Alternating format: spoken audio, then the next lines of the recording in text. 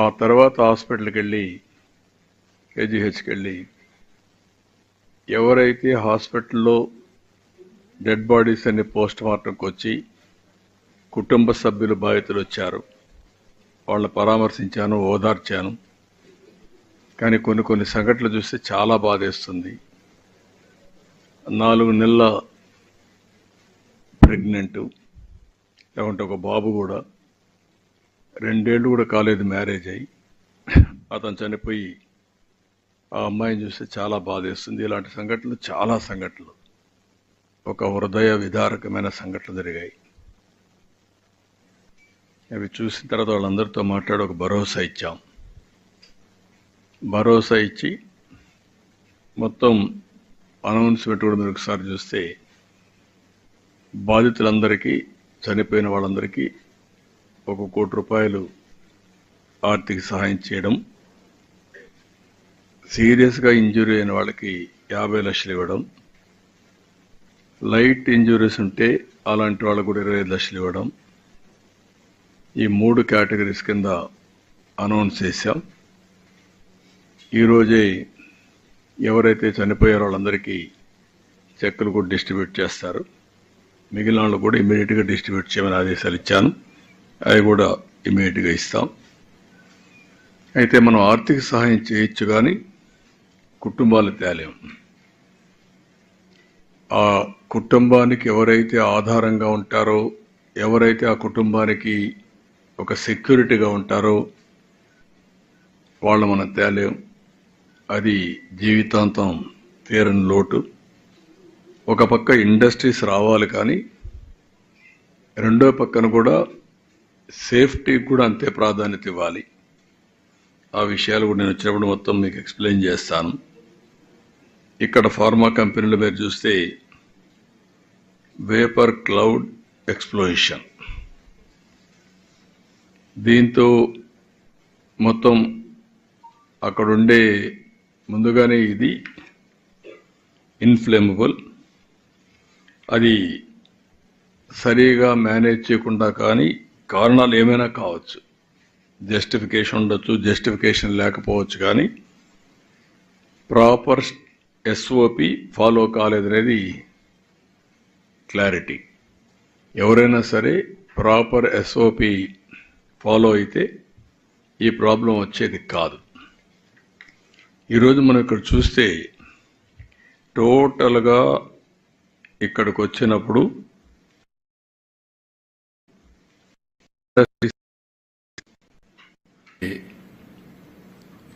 అలా ఈ ఎస్సీజెడ్లోకి వస్తే అచ్యుతాపురంలో 1949 ఎకరాలు ఉంది. ఇక్కడ 95 ప్లాట్లు ఉన్నాయి. 66 ప్లాట్స్లో ఇప్పటికే అలాట్ చేశారు. అందులో 36 వచ్చాయి, 26 పనిచేస్తున్నాయి. ఇది మొత్తం ఇదే కాకుండా ఇంకొక పక్కన కూడా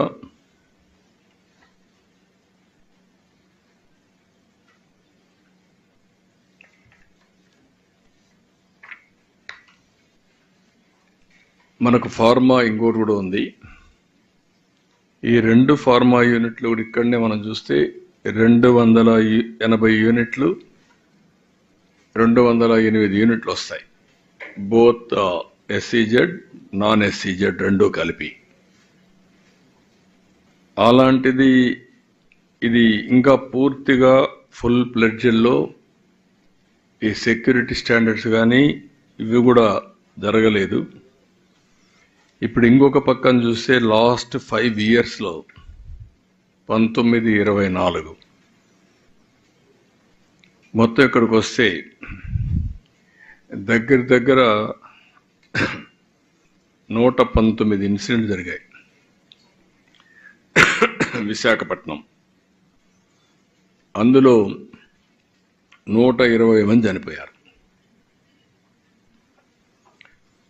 1920లో 4 జరిగాయి, 21లో దగ్గర 3 జరిగాయి, 22లో 4 జరిగాయి, 23లో మళ్ళీ 22లో 24, 21, 3, 22, 4, 23, 5 ఇప్పుడు వచ్చే కొందికి అచ్యుతాపురం ఇదొకటి. ఇంత మునిపే ఏప్రిల్లో మళ్ళా ఒక ఇన్సిడెంట్ జరిగింది. ఎల్జీ పాలిమర్స్ జరిగినప్పుడు ఒక దానికి దీనికి డిఫరెన్స్ మీరు చూస్తే అది పాయిజనస్ కెమికల్. ఇక్కడ పాయిజనస్ కెమికల్ కాదు కానీ ఎక్స్ప్లోజివ్ కెమికల్. ఆ బిల్డింగ్ మనం చూసాం, చాలా భయంకరం. వాల్స్ని లేపుకుంటూ అక్కడ ఉండే మనుషులు కూడా తీసేపోయి ఆ గోడకు పైన ఆ ఫెన్సింగ్ మీద పడేసే పరిస్థితి వచ్చింది. అంటే అంత పవర్ఫుల్ బ్లాస్ట్ అయ్యే పరిస్థితికి వచ్చింది. దీన్ని చూసినప్పుడు అక్కడ సంఘటనల్ని మీరు ఎగ్జామిన్ చేశారు కాబట్టి నేను మాట్లాడడం లేదు డీటెయిల్స్ అన్నీ. దీని మీద మనం ఒకసారి చూస్తే పాలిమర్స్ అయినప్పుడు ఒక I4 కమిటీ కూడా వేశారు. ఆ I4 కమిటీ వేశారు, నామమాత్రంగా ఆర్డర్స్ ఇష్యూ చేశారు, ఎగ్జిక్యూషన్ 0. దీనివల్ల టోటల్గా ఈరోజు ఈ పరిస్థితి వచ్చే దానిపైన మీరు చూస్తే జీవో 156 ఒకటి రిలీజ్ చేశారు. కాకినాడలో ఒక సంఘటన జరిగితే అప్పుడు కూడా జీవో 79 రిలీజ్ చేశారు.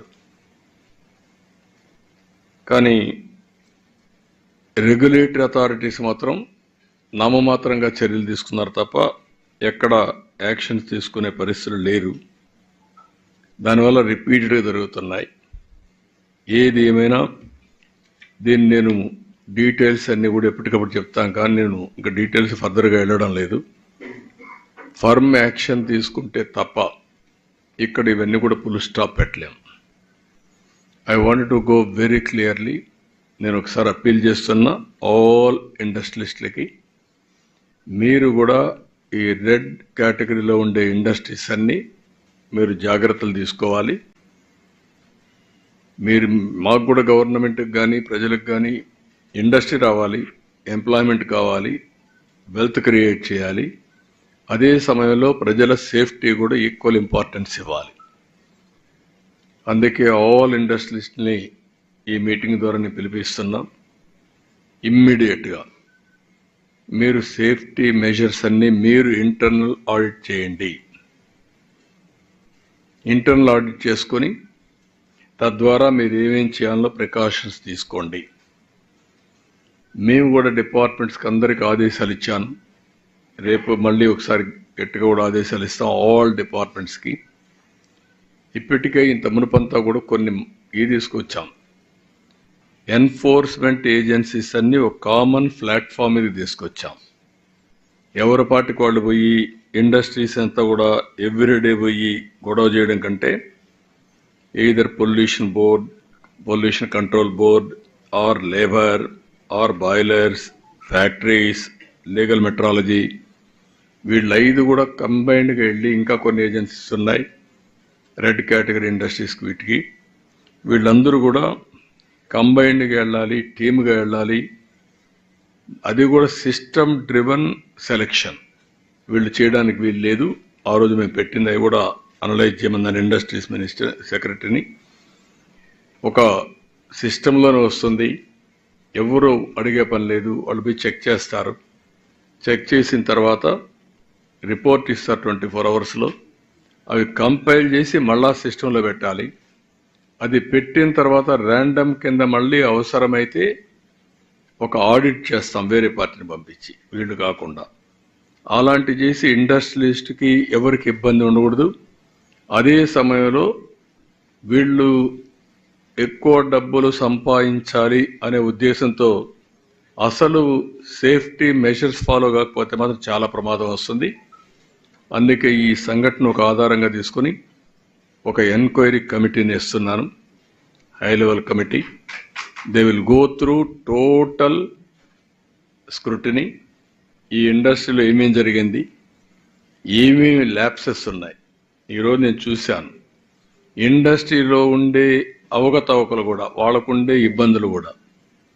ఒకతను ఇండస్ట్రీ పెట్టాడు, అతనుకుండే ఆర్థిక ఇబ్బందుల్లో కానీ వాళ్ళకుండే దీంట్లో ఇంకొక పార్ట్నర్ తెచ్చుకున్నారు.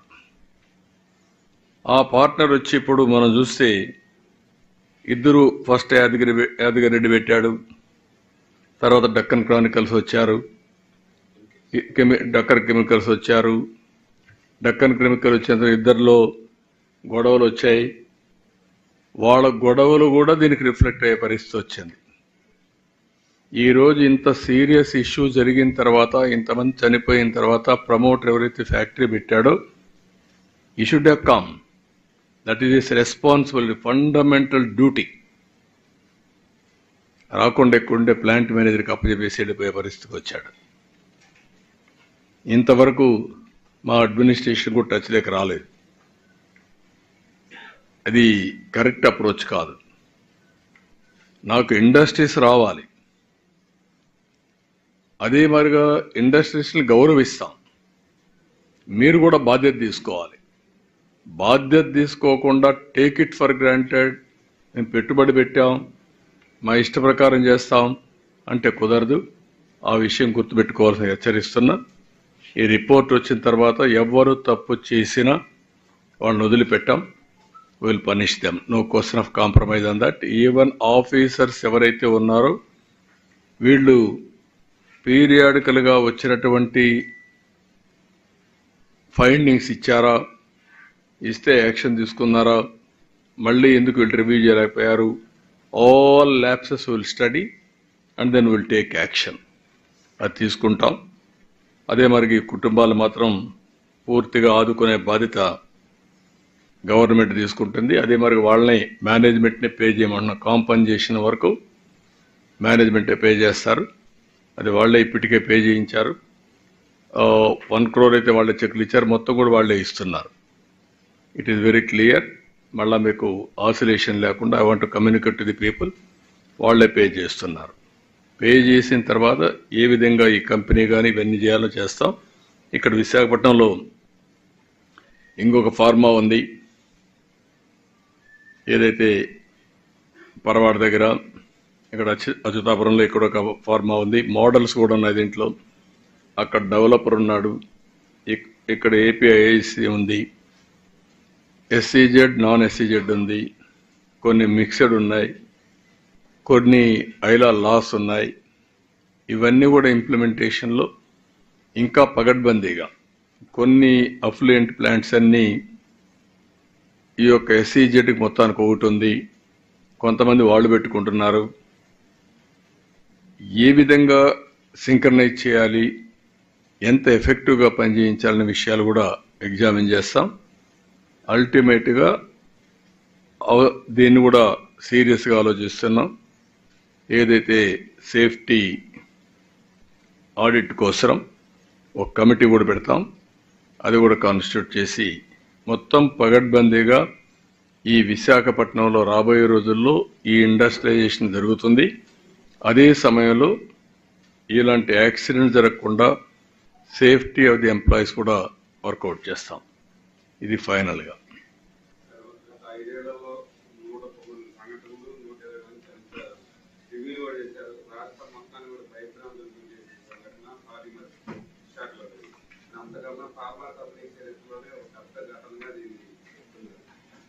మీరు గత గవర్నమెంట్ లో చేసినటువంటి తప్పిదాలను ఈసారి ఎట్లా రివ్యూ చేయబోతున్నారు? ఇంకా పరస్పందిగా ప్రమాదాలు జరగకుండా ఏం చర్యలు తీసుకునే అవకాశం?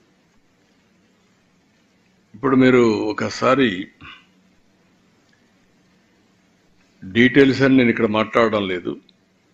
119 ఇన్సిడెంట్ జరిగాయి, 120 మంది చనిపోయారు. దీంట్లో మేజర్ ఇన్సిడెంట్స్ కూడా కొన్ని ఇటీవల కాలంలో జరిగినట్టు ఉన్నాయి. ఆ మేజర్ ఇన్సిడెంట్స్ మీరు చూసినప్పుడు ఏదైతే